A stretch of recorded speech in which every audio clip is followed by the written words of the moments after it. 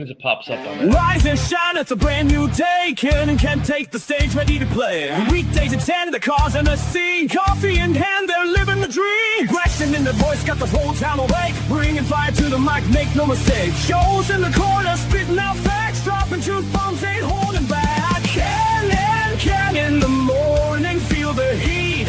From 10 a.m. CST, can take a seat. We live and loud, that break in the mind. Ken and the bold. Light up your speakers, crank up the sound. They're talking about life upside down. Opinions exploded like a sonic blast. In the studio, they're built to last. With passion and grit, they engage and ignite. Every single week, they're a force can't fight. From sports to politics, This is a Huddle Sports Network broadcast. You can find us on Roku TV, Amazon Fire TV, Facebook, and of course YouTube. Get all your NFL news here first. Good morning. Welcome to another edition of Ken and Ken in the Morning. I'm Ken, and guess who that is next to me over there? Yep, that's George. Ken. Good morning, George. Good morning, George. How you doing today, buddy? It's I don't know what day of the week is this. Is this Friday? Yeah, Yep. Friday.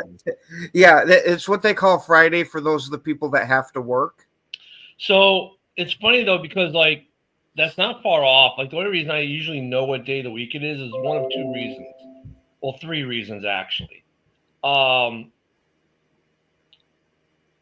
is the show, right? That kind of keeps me on track Monday through Friday, at least knowing that it's a weekday. The other is the grandbaby being here. You know, that's another sign that it's a weekday. And then it's the actual doing this show and watching football that yeah. So yesterday though, I know it's let me finish the story. So Hey, good morning, Luca and Fred. hey, good morning, guys. So let me. Yesterday, my mom texted me, which is kind of very rare. That's what I was gonna say. Oh God, where's this story gonna go? So as it turns out, I missed my sister's birthday on Wednesday, and she goes, "Do you know what date it is?" I said, "I responded like I'm barely lucky that I know what the day of the week is." I'm a retired guy. I don't care about dates. I don't look at the calendar every day. I'm not. Hey, good morning, brother. Oh man, he's not happy this morning because his team lost last night. But I don't track dates. So I said, I told her I don't even know what day it is. Well, I missed my sister's birthday, so I texted my sister, told her, hey, I didn't even know what day of the week it was, let alone what date, and she laughed. She's like, when I wasn't working, she did the same thing, so she got it. Mm-hmm. But yeah, we had a game last night, didn't we? Yeah, we kind of did.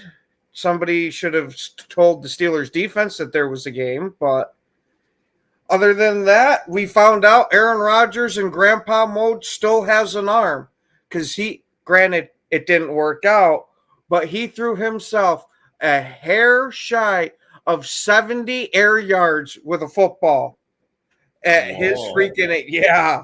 I was going to say, he's definitely still got a cannon attached to that shoulder. It just misfires a lot now. And the old man gets a win in Cincy. Yeah. The other old man. Yeah, because holy shit, that offense actually looked pretty decent.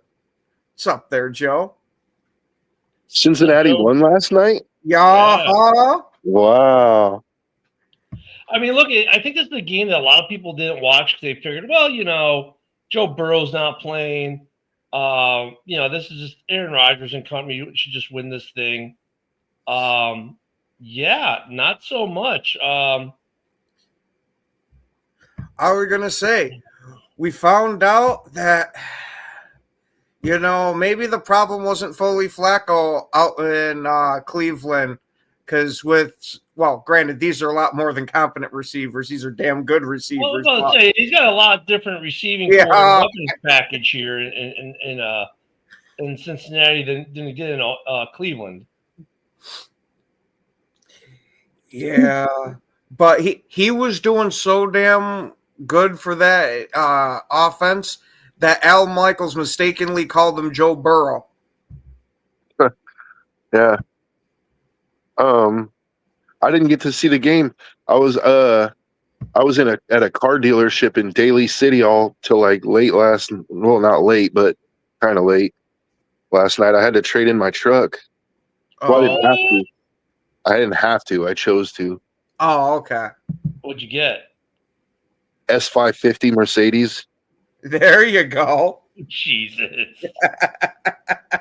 I had to trade in my truck.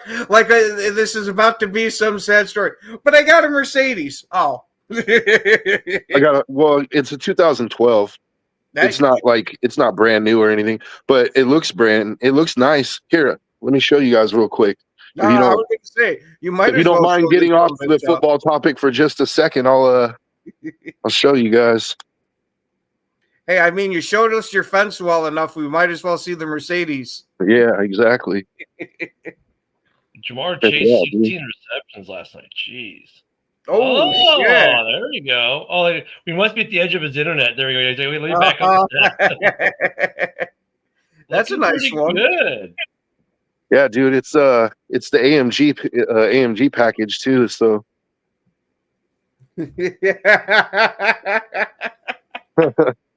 you can fit 3 bodies in that trunk. Oh, that's it. Oh, when I had I had a 745 Li. You could put 7.5 bodies in that trunk. Yeah, dude. So That's how you know it's a good car. How many bodies can I put in the trunk? Oh, geez, look at that. Look at that. Luca, first thing in the morning. Jeez. Gee, man. Oh. Leave it to Vikings fans to go straight there. I mean, I don't know what it is with Vikings fans, but yeah, they're a different breed, man. They're a little. I was going to say, it must be the French braid and mustache combo that does it to you. hey, I'll just say this, Luca. Every time my hand gets tired, I just look at all the wood grain on that dash, and it makes it all worth it.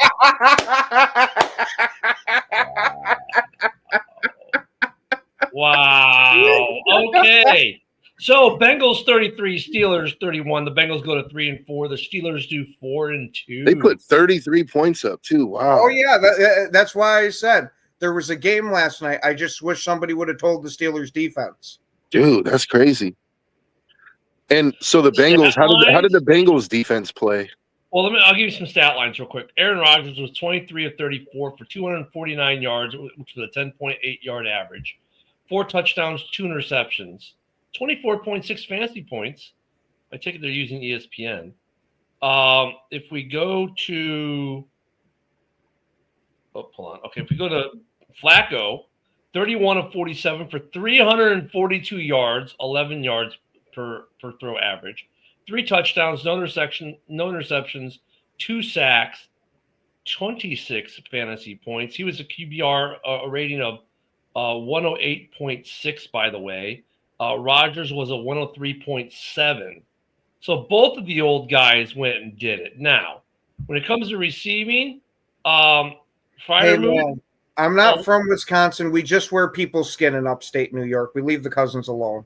And Freiermuth had 6 targets for 5 receptions, 111 yards, 2 touchdowns. Metcalf only 3 receptions for 50 yards, targeted 5 times. Those are the 2 for them. Running, does it give me rushing? There's receiving. I guess they had no rushing. They should have had rushing. There he goes. Warren, 16 attempts for 127 yards, 7.9 yard a carry average.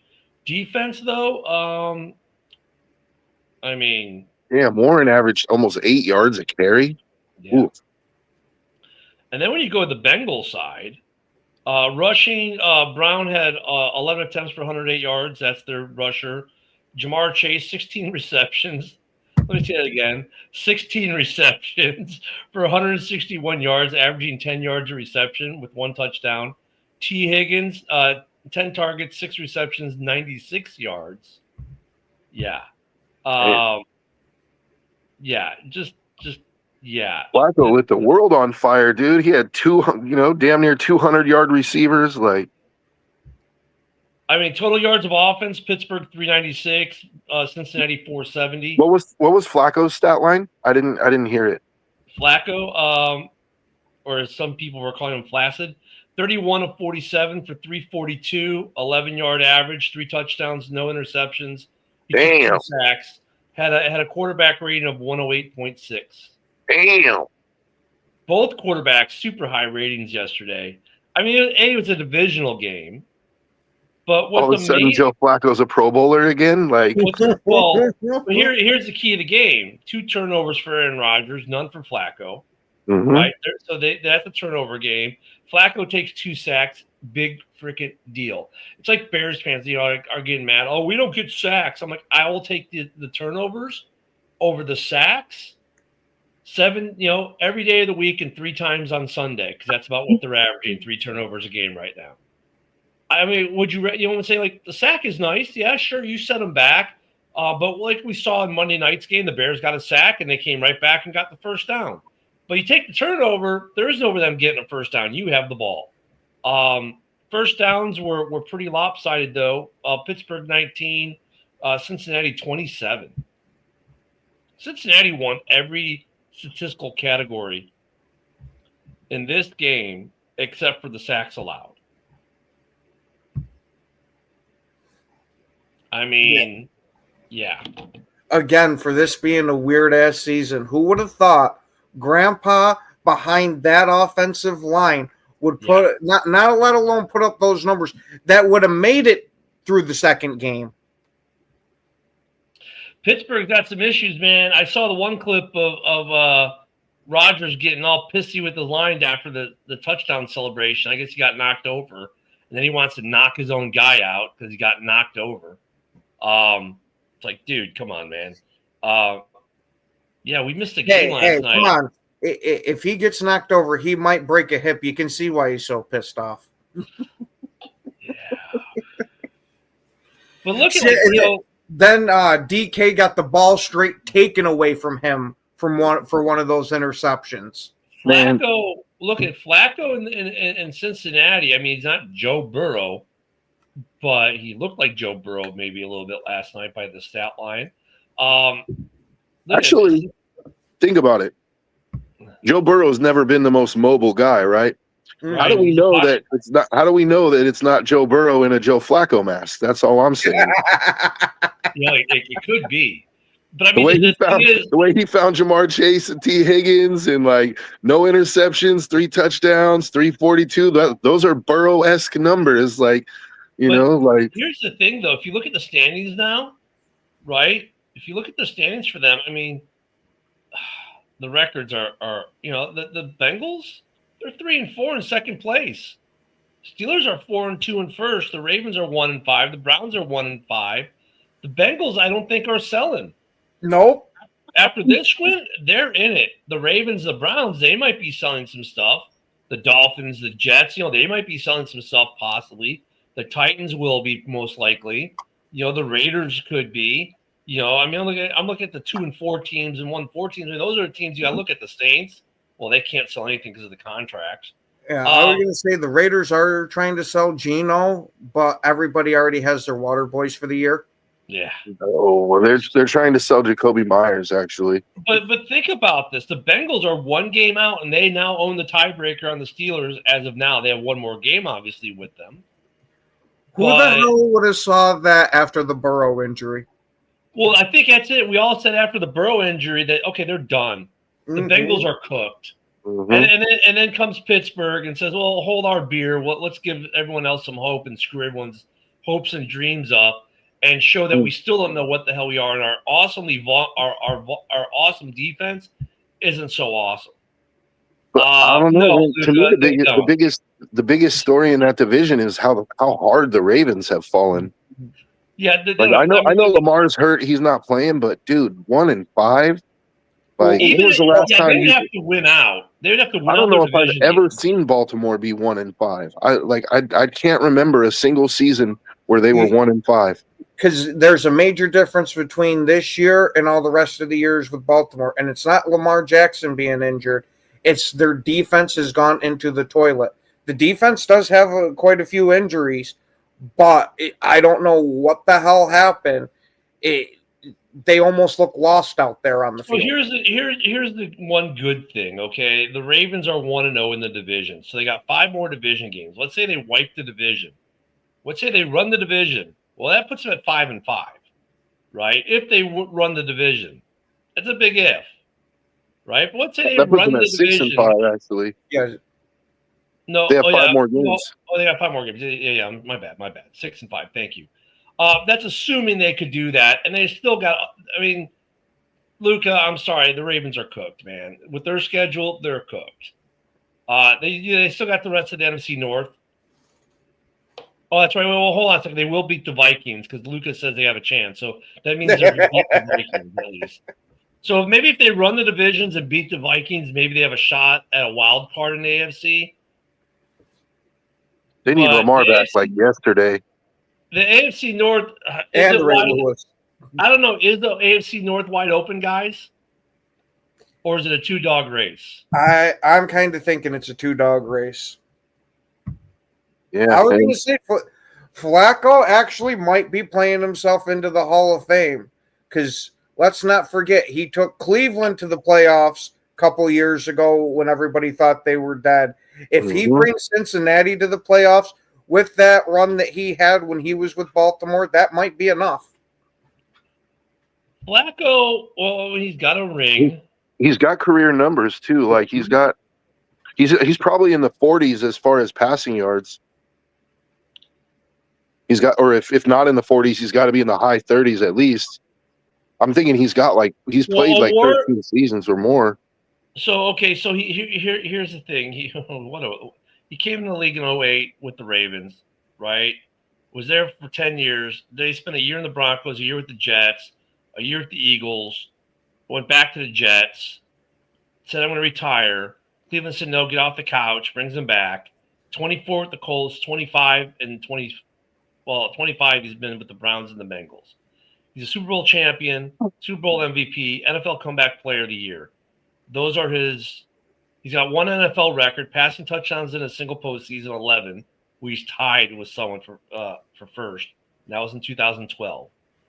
As of week 3, his career stats were 42. I'm sorry. I want yards. 46,512 passing yards. Touchdown interception ratio is 259 to 168. A passer rate of 83.8.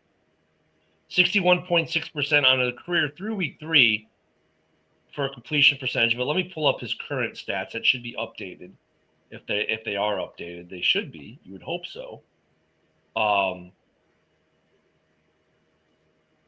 That's not what I wanted. I mean, he's pretty close. Pretty close. I don't know if 46,000 gets you in the modern NFL. Well, plus he made NFL history last night, by the way, FYI. What's the history, though? Oh, it highlighted by the second oldest head-to-head matchup in NFL history, 40-year-old Joe Flacco against 41-year-old Aaron Rodgers. That's the history. So he won the battle of the old guys. He made history by becoming the first quarterback to record 300-plus yards, 3+ touchdowns, and 0 interceptions for 4 different franchises: the Ravens, Jets, Colts, and Bengals. Man, Tom Brady. If the Packers are asked, what's that say about the Lions after getting whooped by them? I mean, he tied. What did he tie Tom Brady for? Brady. Oh, hold on. What? He tied Brady for a record yet too. Hold on. Let me see what that one is. So I mean, look, he's racking up some stuff here, right? I mean, we were talking about that. He could. The yards don't do it, but the accolades are kind of close. How many times did he make the Pro Bowl? According to his Wikipedia, none. Never. He has no Pro Bowls. That's crazy. That I know that doesn't make that, or they just failed to mention it. But usually they mention that stuff. In a 0-time All-Pro. Like even that 2012 run didn't get him an All-Pro. No, according to his Wikipedia's awards and highlights: Super Bowl champion, Super Bowl MVP, NFL Comeback Player of the Year. Then it's all college stuff. Wow. Yeah. I mean, but Right now it's like he's in the Hall of Very Good, but not quite the Hall of Fame. What's up there, yeah, Yinzer? it's gonna be interesting to see if he gets in when he retires. Now, JB, does the Geritol come free, or do they just get a discount? The icy hot bowl. All right, him for career now. He's at 47,000 yards, 6.7 yards per 264, 168 a touchdown interception split. Almost 62% completion percentage now. He's 107 and 90 for win loss. 212 games played.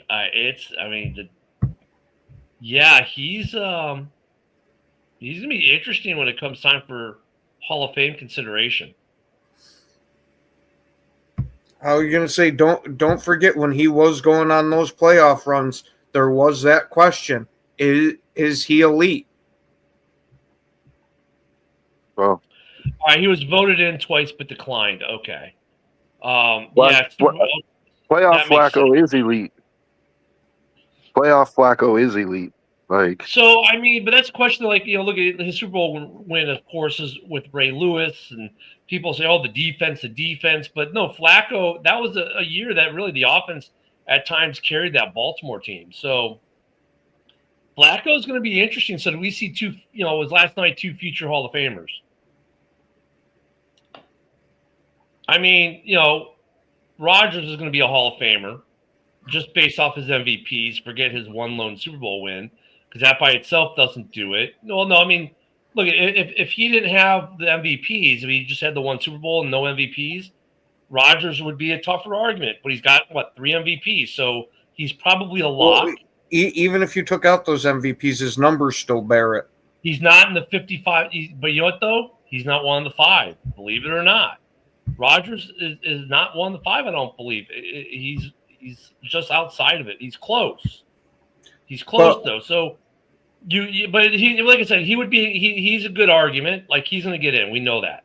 Yeah, first ballot. Is Flacco going to get in? Broski said mediocre Mike. Damn. Is Flacco going to get in? I mean, it's be pretty close, man. He's, it will be interesting to see, like, if guys like Phil, like, see, what's hard is, like, Drew Brees is going to get in because he's just got insane numbers.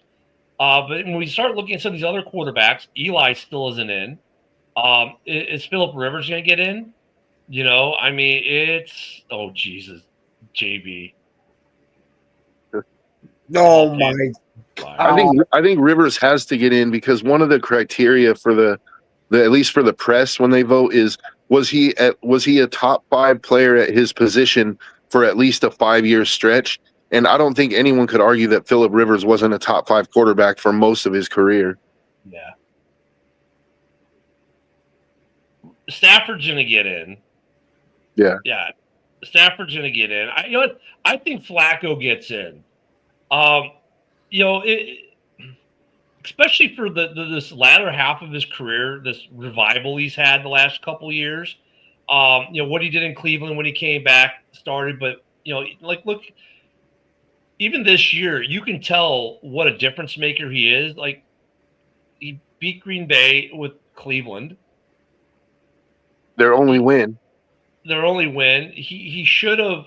Yeah, Browns don't have. Now you put him with Chase and Higgins. I mean, Chase has a career day yesterday. Sets an NFL record.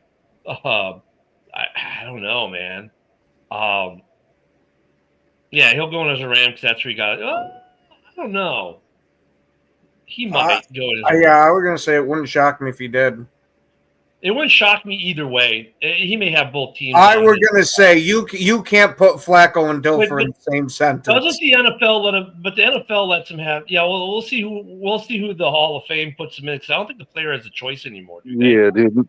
You The can't Hall put of Fame Flacco and says. Dilfer in the same sentence, dude. Like Yeah. Dilfer never threw 11 touchdowns and no interceptions in a postseason ever. Like ever. You know, like Did he ever throw 11 touchdowns ever? I don't think he threw 11 touchdowns in a season, let alone a postseason. Like I think Flacco's got he's gonna be interesting one to watch. He's gonna be. I think when it comes time for him to get to the Hall, he's gonna have a lot of discussion about Flacco, and that's gonna be. You're gonna hear a lot about Flacco when 6 years from now, 7 years from now, when it's time for him. Because I don't know, maybe he's got a year or two he's gonna play and then probably retire finally, and then you're gonna hear 5 years later when he's eligible, we'll hear about it. But you know what's funny though? Like there's Flacco, a huge difference between Flacco and them. Well, no, you know what though? Like the difference, actually though, numbers wise, Cutler, I think Brunell's got the numbers. Cutler's got the numbers. Cousins got the numbers. Dilfer does not. But those other three, by the way, all have better numbers than Troy Aikman. Just saying. Well, come on. Ryan Tannehill has better numbers than Troy Aikman. Yeah, JB, I think it's probably he'll get in, but he won't be a first ballot. He'll generate a lot of conversation the first year, and then maybe he'll get in second. You know what's funny though? He'll generate a ton of conversation, but guess who hasn't? Eli. I think it's because people think that it's a foregone conclusion that he's going to get in. It's just a matter of when. No, I don't think it is, because Eli last year, I mean, he was out there doing the show with his brother and stuff like that, but that's all you saw of Eli. Now Eli's ramping it up, doing national TV ads, getting his name back out there. He's doing these things off the field to get his name back out there. That's part of a strategy to get him in the Hall and make some money. But the dude would be signing on to be the Jersey Mike's guy. And those are great commercials with Danny DeVito, by the way. Lies. Eli. But that's all part of a strategy to get his name back out there with the writers. That is part of Aikman got 3 rings, Jim. Aikman got 3 rings, not 4. Yeah, really? I thought he had 4. No, he has 3 rings. Okay. That's the only reason he's in. Because his numbers don't support him being in. So, but Flacco's going to be an interesting argument in about 6 or 7 years when he's eligible. Mm-hmm. I think I agree with. We're going to sit here and start talking about Apparently, we're not going to sit here and talk about anything. No, we're not. We're just going to freeze out there, Joe. No, are we going to put every quarterback who had a long career and put up, middle of the pack numbers, Well, you know what though, Joe? I think we are, because you know why? The longevity. Oh, I thought we fell into the Matrix for a bit. Yeah. Are we going to put Jeff Hostetler in there now? Well, you know what though? But Hostetler didn't have the career. Doesn't have a Super Bowl MVP. I mean, look at Flacco's different because he's got a Super Bowl MVP and a Super Bowl. Kind of like, but career-wise, he's got a better case than Eli does. He's got better numbers overall. Who does? I was going to say. Doesn't Eli have 2 Super Bowl MVPs? He does. That's what makes him so perplexing, because that's all he's got. He doesn't have Flacco's got better numbers, but the longevity piece I think has to play into it though too a little bit, because a guy staying in this league well into his 40s is not a common thing. You have to be really good to still be kicking around and have teams want you as their starter at his age. So are you trying to make the case for Vinny Testaverde? Like with Eli, thing is though, Testaverde starting? And no, I'm not making the case for Vinny. Yeah. I was going to say he started forever. We're going to get Bernie Kosar in there too. Vinny may get in one day on the player vote, but I mean, you know who should be in there? Doug Flutie. Yeah. Doug Flutie should be in there. No, I'm being dead serious, Ken. Doug Flutie should be a Hall of Famer. That dude was the shortest quarterback to ever. Say the original Mighty Midget. Dude, but Doug Flutie, he does look at his career numbers. They're not terrible. I don't know. I mean, I'm not saying he deserves to be up there with Peyton Manning and those kind of guys, but if we're talking about the bottom of the NFL Hall of Fame, you know what I mean? Guys that just barely squeaked in, I think Flutie should be one of those guys that barely squeaks in, Yeah, and Flacco has Jim top Favre 5 did yardage. something though that no other quarterback has done. He won 3 MVPs back to back to back. Who did that? Favre. Favre? Yeah. I mean, Flacco's going to be. Look at already. We're generating an interesting conversation with. I mean, top 5 yardage. I mean, longevity has something to do with that. I think that plays in a little bit. Like, yeah, Vinny played forever, but does he have Flacco's yardage? No. But it's also going to be interesting. What's his class going to look like? Who else is going to be first time eligible? That's going to make a difference too. If he's got a weak class coming around him, then it's a little bit better.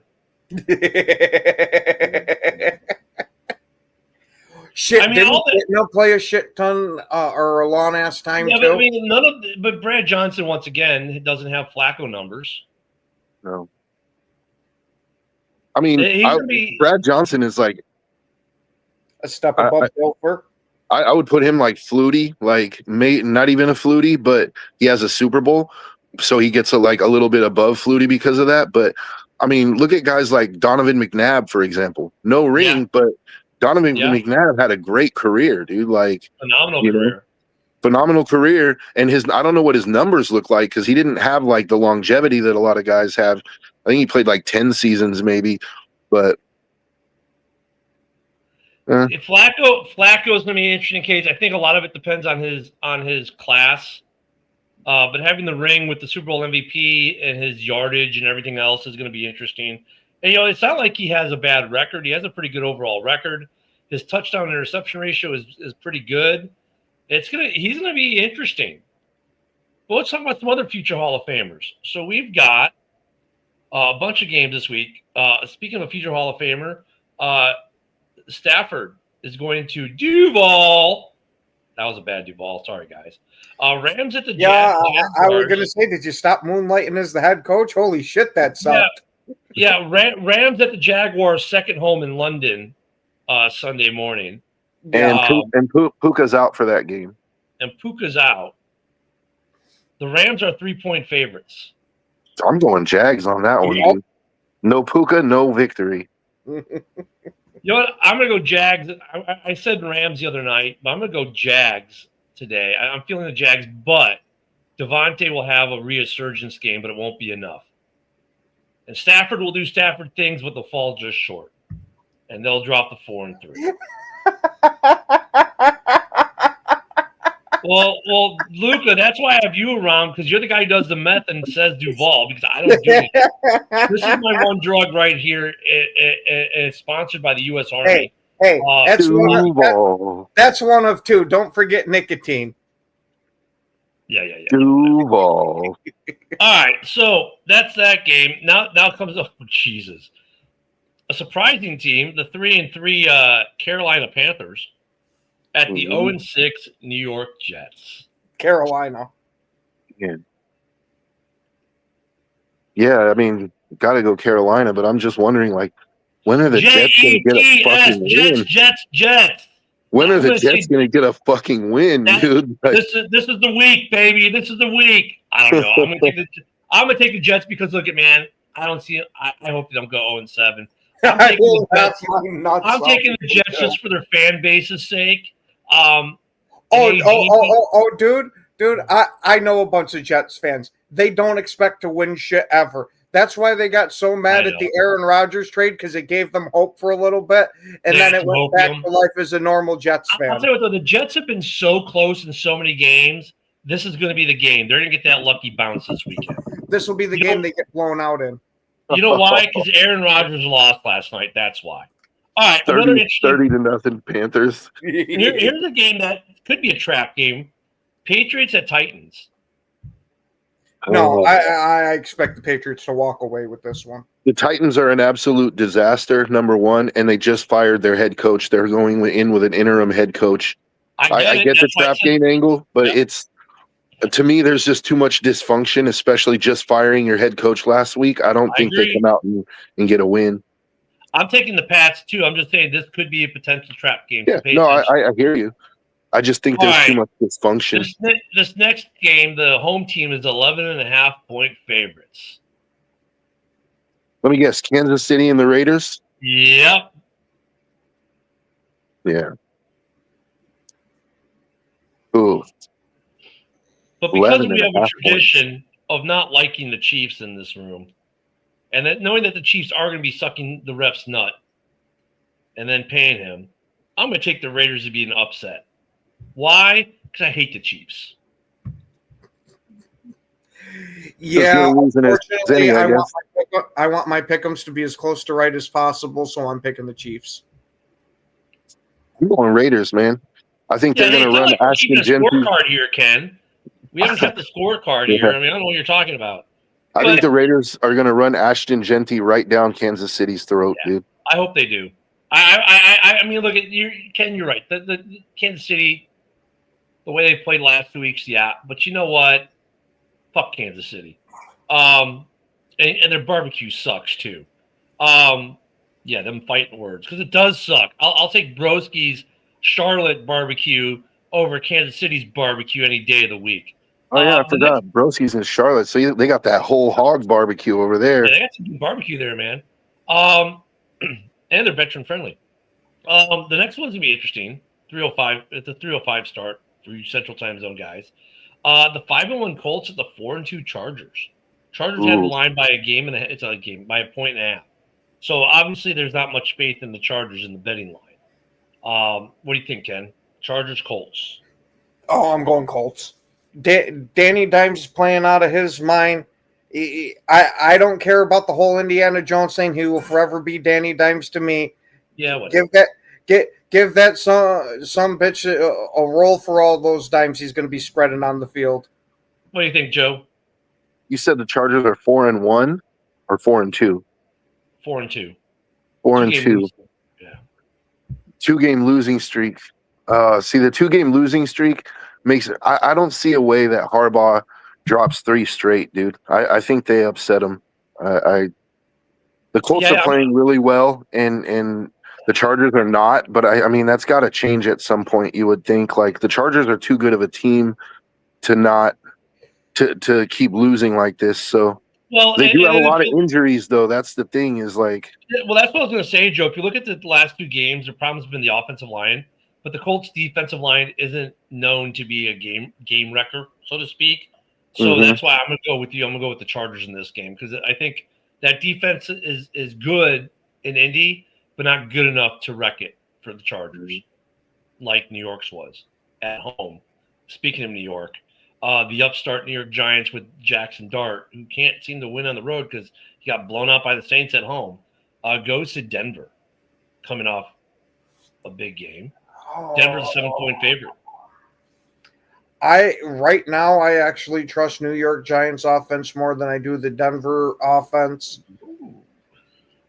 So give me New York by the slimmest margin of victory of 1 or 2 points. Wow, what do you got, Joe? Man, this is gonna be Jackson Dart's baptism by fire, dude. Like that Denver defense, their defensive line is fucking ridiculous, dude. So he's seeing a rookie quarterback and the Giants' offensive line is not one of the premier units in the league, dude. So I think it's going to be a rough day for Jackson Dart. Like I think Bo Nix isn't going to have to play a perfect game. I see it being sort of like a 12-10 Broncos win, you know? Yeah, unfortunately, I'm going to take the Broncos too with Patrick Surtain back there, and people don't realize how good of a season he's having. I think he'll pick Dart at least once. Dart's he's really good at home, or he's good at enough at home. But I mean, his one road game he was terrible. I think that education continues. I'm going to take the Broncos at home. Their defense is legit. Is pretty legit there. So I'm going to go with the Broncos at home. This will be an interesting game. The Commanders who are still talking about the Bears, like we have some rivalry for some reason. Look at Redskins fans. We don't have a rivalry, you and I. We don't. Stop trying. There isn't going to be a rivalry between us. But you can keep trying, but it's like the Cardinals and the Cubs. The St. Louis Cardinals think we have this big rivalry with them. In St. Louis, they do, But in Chicago, they could care less about the Cardinals. Well, guess what, Washington? Same thing applies. But they're going to play them boys. So we got the Redskins at the boys. Always a fun game. There's going to be a moment. The 3-3 Commanders at the 2-3-1 Cowboys. Who do you got, Ken? Is it going to be raining or not for the game? Do we know? Do we have any idea? It's in Dallas, so it doesn't matter. It's Oh, okay. It's in Dallas. It's in Dallas. Shit. I hate to say this. I really do. But Dak's having himself a good season, so give me that offense and George Pickens to continue lighting it up. Joe, how about you? I'm going Commanders. I think, Dak's playing good ball, but the Cowboys defense can't stop a freaking cold. And the Commanders have some semblance of a defense, and Jaden Daniels is back. So, and they're coming off the loss. I'm going Commanders. Yeah, I'm going to go HTTR, hail to the Redskins on this one. So I'm going to skip that game for now. No, we're going to do it right now. The 3-1-1, speaking of teams with a tie, Packers, travel to Arizona to the 2-4 Cardinals. What do you got, Joe? If the Packers don't win this one, then I would start to be concerned. Yeah, I kind of agree with that. The Packers should win this one. The only thing I'll say is the Cardinals, their record is a little deceiving. They are a tough football team. They are a tough football team that people give them credit for. Yeah, I will give it to them. They do have a decent defense over there. It's not a defense that absolutely terrifies you, but you don't want to sleep on it. But with Kyler Murray not there, their offense seems to sputter a bit without him. So, no, it does, decidedly so. They are a much better offense with the Call of Duty or whatever game he likes to play midget there. The Keebler Elf, man. It's not a coincidence though that Battlefield 6 just dropped not too long ago, and it happened to coincide for his injury. You know what's funny? That this is the second time that a major shooter has released like that, and he's been injured for it. Jeez, here we go. But no, the Packers should win that one, barring something strange happening. But yeah, the next one's going to be a little more interesting. Two teams are somewhat surprising in a way. Well, one team surprising, one team surprised us last week, maybe. The Falcons at the 49ers. I'm actually going to give it to Atlanta. I've been giving them a whole bunch of shit this year, mainly just to screw with Dom. But I'm going to actually take Atlanta for this one. Well, you should screw with Dom all you want because he's never here anymore. So, what do you think, Joe? See, now you're going to give the Falcons the benefit of the doubt, and they're going to totally disappoint you. I'm going 49ers. I'm okay either way because I get to screw with Dom either way. No, I get it. I'm just saying, we last week it was like everyone expected the Bills to win, right? And we were like, I mean, if the Falcons play good ball, like offensively, they have a chance. But nobody was like picking them, right? Now all of a sudden it's like, well, they looked good last week, and now you're gonna pick them and watch. I don't know, dude. I think the Niners got this one. I'm going to go with the Niners as well, just because Ken said the Falcons, he's given the benefit of the doubt. Brosy's went, hey, what are you guys talking about? Like Kyler Murray? No, they're actually better with Brissett. I was going to say, I didn't see Brissett's numbers from the last game, but any other time that Kyler Murray's been injured, that offense struggles. Yeah, I mean, I'll have to go through and watch the highlights of the last game to see what Jacoby did. I mean, like I said, the Packers should still win that game, but don't rule the cards out because they are a tough team. If Brissett has a really good game, anything's possible. I think, though, Brissett's not known. Has Brissett ever been known as a guy who can run, though? That's an X factor. A little bit. But Kyle Murray is going to get, I don't know. The team is different with Kyle Murray back there. With Murray back there, they're different. But that's still going to be a good game. Taking what Broski said into context there, it might be a better game than we think. Mm-hmm. I'm going to skip that one. I'm going to go to a game that I don't know how I feel because the Seahawks in the 12th man, like, dude, what's up, Seattle? You have a better road record than you do a home record over the last year and a half. The Texans, who are up and down, every time we say, oh, they're trash, they have a good game. Then we say, oh, maybe they're good. Then they look like trash. And then you got the Seahawks, who are pretty good overall. Darnold's having a good season. They're 4-2. So the 2-3 Texans at the 4-2 Hawks, the line is 3 points. So pretty much dead even. This is a tough game, man. Morning, Yoli. Hey, good morning, Yoli. Give me Seattle. Joe? Yeah, I think this is that game where Seattle gets right at home because the Texans haven't shown me that they can consistently play well. Yeah, I'm going to go with the 12th man there. I'm going to take the Texans are more desperate. This is true. But, I'm going to take the Seahawks on this one as well, which means the Texans will probably win because we all took them. But, yeah, I mean, the Texans are they're perplexing, man. The Seahawks are perplexing too, just in a different way. In a better way, they're perplexing, though, right? So I think they get it right at home finally. All right, then I'm going to save this other one for last. I'm going to go to the Bears game next. We got the Bears and the Saints this weekend in Chicago. You should beat the Saints. Just don't go out and pull the New York Giants. This is a trap game. Yep. This is a trap game. The next next 4 games for Chicago are all trap games, because these are all 14. These are 4 games we should win, but these are 4 games we could lose just as easily. I think this one in particular is a trap game though because the Saints play better than their record. Like they're a tougher team than what their record shows. And what Broski brings up though is you're not hearing it a lot, but it's a thing, especially for Rattler, who was benched for Caleb in college.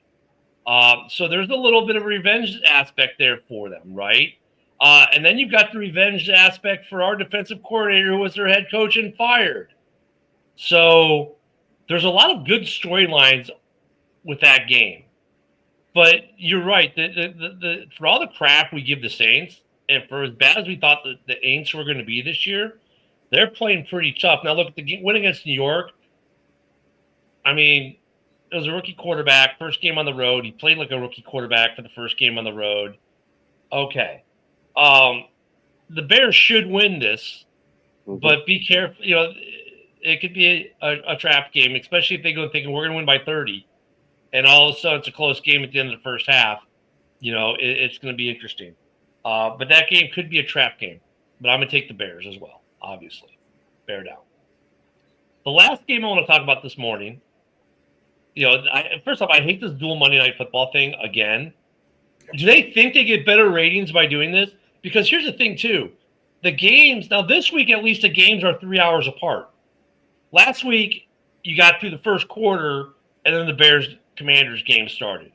So, and what sucks is you ended up having 2 really good football games that split the crowd, where if they would have done it right, they could have had, a lot of eyeballs watching both.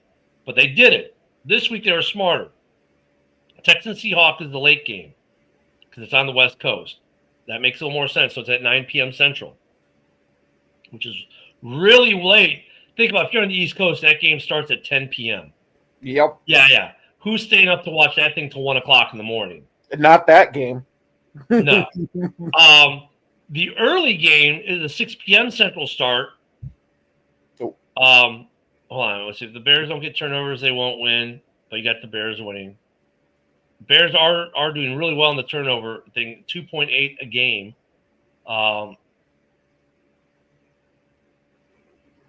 Did I miss did I miss a game? No, I didn't miss a game.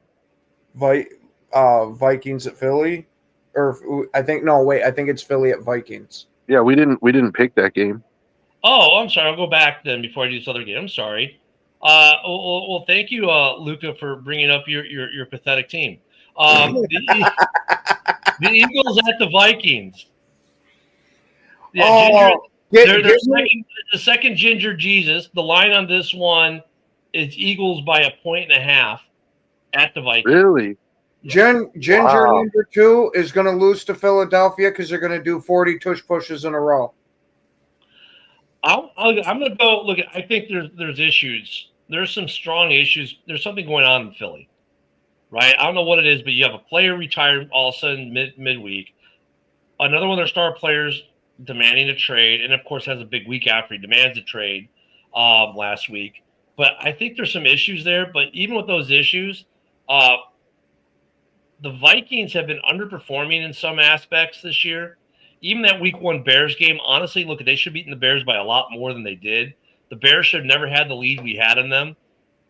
Their defense isn't what it was cracked up to be because the Bears' offense in week 1 was not that good and still put up a lot of points on them in that first half. Now, they came back in the second half.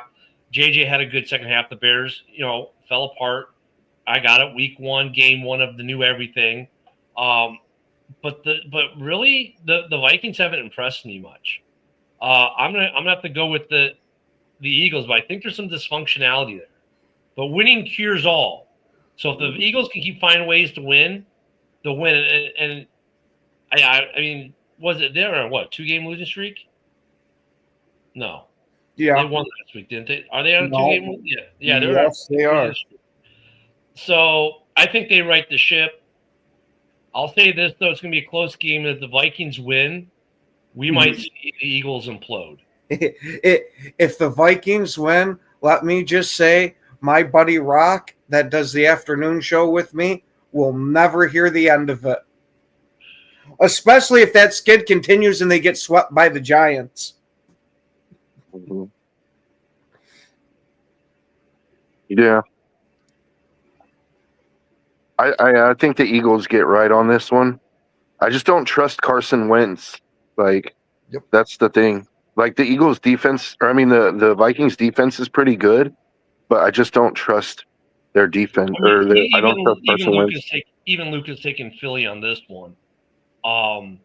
Look, the thing with the Vikings. But I agree with you, Ken. I think if the Eagles lose 3 in a row, those locker room problems are going to get even worse. Yeah, there's something going on there. And if they don't get right this week, I think they're going to start to implode. Sirianni stopped making them Sunday sauce after the game. Yeah. That's the issue. Dude, I don't know. I mean, the Vikings O-line does suck, but it's been their defense hasn't been phenomenal though either, broski. That's a problem. I'm getting there, Brian, if they let me. The game I was going to go to before Luca reminded me that his team's going to catch an L this week. The Buccaneers storm into Detroit. Game of the week right here. Yeah. Give me MVP Baker to continue his MVP campaign. And look, Lions are 4-2. Bucks are 5-1. The Bucks, though, like Baker's been doing Baker things. He's in the MVP talk. The Lions have been surprisingly, after the week 1 loss, really good until they hit Kansas City last week and took an L. They usually rebound pretty well after an L. But if anyone can go into Detroit and overcome that, it's a guy who did it last year, went to Detroit and took a W from them. And it's funny because the Lions last year, think about what was their record? What they were 15-2, and they lost a playoff game. Their first loss of the year was at home against Baker. Their last loss of the year was at home. Just interesting. I don't know if Ford Field is as big of an advantage as some people may think it is in Lions fandom. But if anyone can go in there and win in the regular season, it's Baker. So I don't know. It's going to be a good game. What do you think, Ken? Yeah, I think Baker's going to continue his MVP campaign. Granted, we're comparing a couple different years at this point, but Baker's already beaten the Lions before on the Bucks. So, hey, let me go out and say Baker's going to win this one too.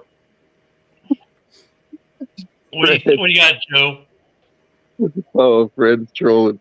You know what? I'm going to buck the tiger here, dude.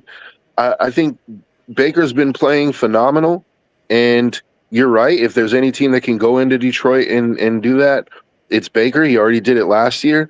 But the Lions are coming off a bad loss to the Chiefs, like a game that they feel they probably should have won. And the Bucks don't have to win every game. Like they're 5-1, right? Like I don't know. I'm going Lions on this one. So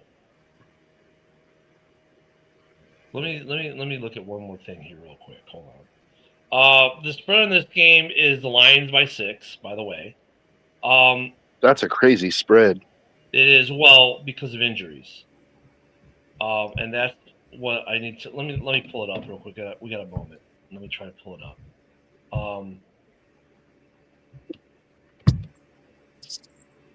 It's who's going to be catching the ball for Tampa for the Bucks, and that's going to be interesting. So let me look at their injury report right now, because Mbuka might be out. Yeah, Broski just dropped their injuries on the chat right now. Holy crap! All right, so their wide receiver Mbuka is hamstring, did not practice. Evans, of course, is limited practice with a hamstring. Godwin did not practice. Now, but at the same time, the Lions aren't too bad. Terry and Arnold obviously is out. That's big for them. They got a couple people out. They got a couple people who did not practice. Terry and Arnold, Kirby Joseph, Avante Maddox, DJ Reader. Yeah, I mean, but Bucky Irving is out for the Bucks too. So they're starting running back, all their starting receivers. Which means it's a great day to have their tight end Kate Otten. Oh yeah, I do on my fantasy team. So that's going to have 40 fantasy points. Yeah, who the hell is he throwing to this week? So here's who Baker's throwing to this week. Ryan Miller, Sterling Shepard, and Cameron Johnson are your wide receivers. Now Wirfs is playing, so his line is going to be good. I mean, his line is healthy. But, Rashad White's going to be running the ball. But you're going to see a lot of Kate Otten this week. That makes this game interesting. It does make it interesting, but you know what?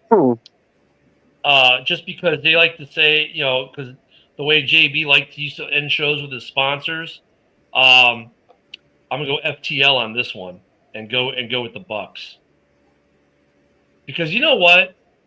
Even though he doesn't have anyone to throw to, he's still Baker Mayfield, and he's having that kind of year. I don't think it matters who he throws to. Oh, he's going for 300, especially with the Lions secondary out. He's going for 300 for sure. That's what I'm saying. That Lions secondary isn't that good. I don't think it matters. If you're gonna, it sounds strange, but if there's a week to be missing all 3 receivers, it sounds strange. But this is the week against a Lions secondary that's not that good. Mm-hmm. It sounds strange to say that, well, if you're going to have a team that have it be against the Lions, who are a really good football team, who just a couple weeks ago we were like, man, this is probably the best team in the NFL right now. But if there was a team, this would be it. Because he's got a good old line, and they got a weak secondary, and he's going to throw wherever. And even his runs are stupid, ridiculous. This is going to be the game of the week, man. I mean, we're all going to be watching. And the nice thing is it's at 7 p.m. on the East Coast. It's going to be a little harder for you guys on the West Coast. It's a 3 p.m. start. Or wait, no, it's a 4 p.m. start. You're 2 hours behind us. That it's going to be oof. Yeah, game of the week. If Baker pulls this off with basically none of his wide receivers in and just having Kate Otten, I think the MVP talk will go through the roof. This is going to be a fun game, but I'm going to go with the Bucks because FTL. I'm gonna go with the Bucks because of Fool's Gold Lions. Joe, how about you? I'm going Lions, man. I think the Bucks are due. Like, you can't win every game, and the Lions are gonna. Yeah, but you know what I mean. Like they've been. I just feel like the Lions have a lot to prove after last week, and they're gonna get it together on offense, and yeah. But Baker's going to have a great game. We're about that time, so enjoy football this weekend. Don't forget, you got the Backer boys tonight. We got House Hall for your pregame at 11 a.m. Central, and, of course, Red Zone Rant before that. And then we'll see you back here Monday morning for another edition of Ken and Ken. We'll probably talk about this game some more. because who knows what will happen over the weekend. Maybe some guys come off the injury report, all of a sudden are playing. But everyone, enjoy your football weekend. Thank you for joining us this week. We'll see you Monday. Bear down. Go, Pack, go.